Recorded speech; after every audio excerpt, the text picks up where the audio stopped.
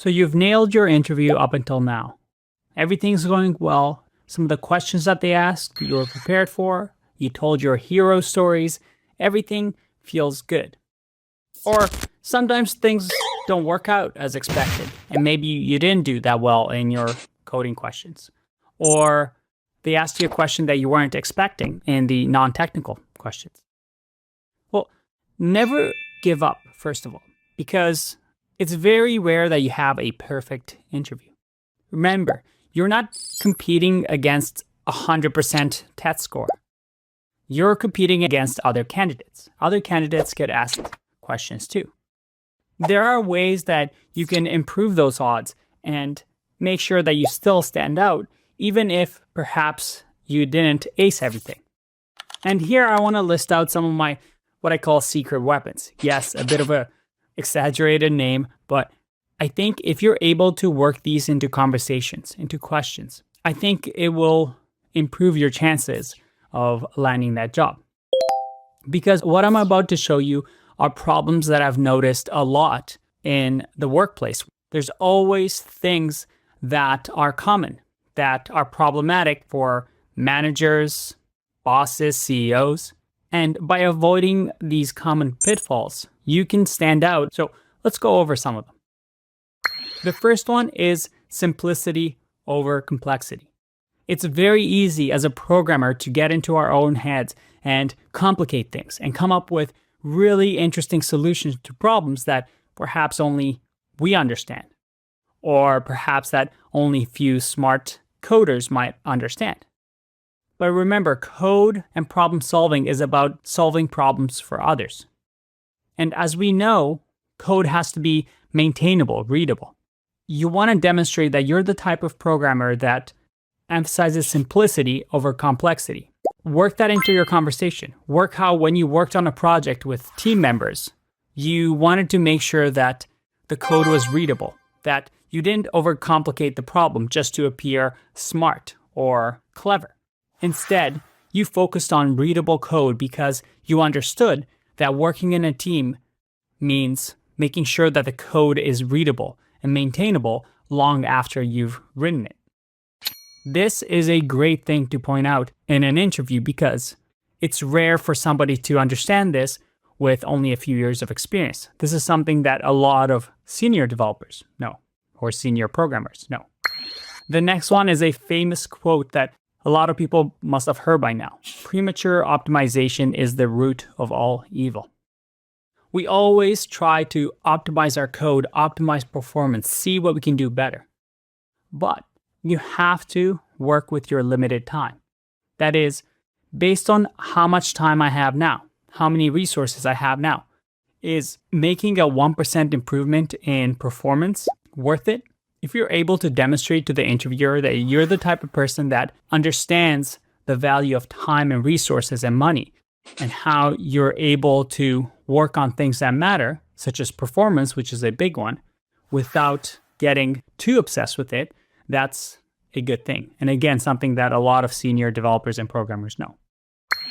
The next one is kind of related. You want to focus on overall goal and not be myopic. Now, what does myopic mean? Myopic means you're just very narrowly focused on one thing. So we get tasked with a problem, and all we care about is solving that problem. And we start to ignore some other things that might be important to the project. For example, a client might have a deadline that needs a product out the door and finished in a week. But you as a programmer focus on really good code or really good performance. You ignore that request for 1 week and instead focus on really, really good code. And that's not necessarily a bad thing, but you have to understand the business consequences of what we do. And when you're working at a company or for yourself or freelancing, you want to look at the overall goal and not just focus on what you think is important. You have to understand what the needs are of the project and work with them. And again, if you're able to demonstrate this and work this into the conversation, such as saying something like, a client requested that we deliver a product before their big conference. I knew that that was a very important thing, so I set up a meeting with my team to make sure that that was our number one priority and that we could always refactor code. And we actually dedicated time after the conference for a week where we refactor our code. But we made sure that the very first thing we did was to make sure that we're able to meet the deadline that the client wants, because the client provides the overall goal of the project. And a happy client means that we're able to continue working with them. Again, showing that you're not a typical developer that just gets given a task and that's all you focus on, that you understand the overall needs of your tasks. This is another very common one. We tend to like to complain about clients, ugly code, maybe coworkers that can get frustrating. First of all, that usually never helps, but it also creates a very toxic environment at the workplace. Nobody wants to work with somebody that complains all the time, that creates this negative energy.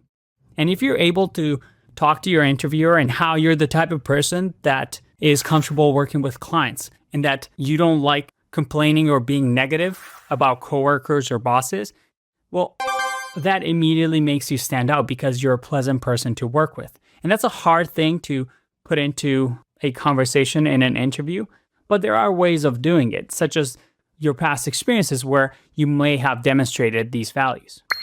And then finally, this is a big one, no ego. When we write code or when we program, when we solve problems, we take pride in our work. And when we submit something like a pull request or somebody checks our code and they make comments to it, we might feel a little bit hurt by these comments because we feel that we're not perfect, that we made mistakes. And a lot of tension can form in workplaces when this happens. It is a big problem for companies. But if you're the type of coder that likes getting feedback, that takes constructive criticism, and understands that there's no ego here, we work as a team, there's no individual, and that the overall goal of the company or project is what matters, and you're able to demonstrate that, that immediately is a big sell, or it makes you a very valuable developer. And if you're able to do these things all over here, that makes you really stand out. I can speak from experiences when hiring developers and working at some big companies that these are really rare.